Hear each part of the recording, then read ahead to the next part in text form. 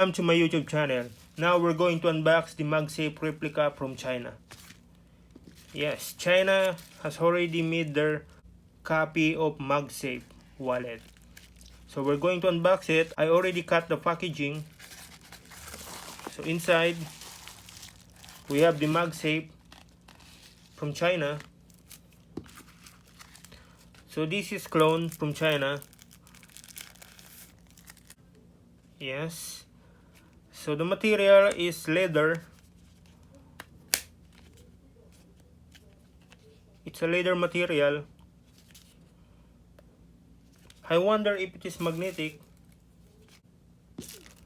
Let's get that out of the way. And also this cardboard. Yes, it's magnetic. It's too sad that I cannot put this on iPhone 12 because my iPhone 12 has not arrived.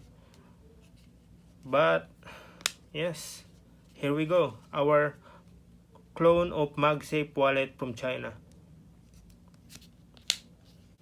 If you like this video, click that like button and subscribe to my channel. Bye.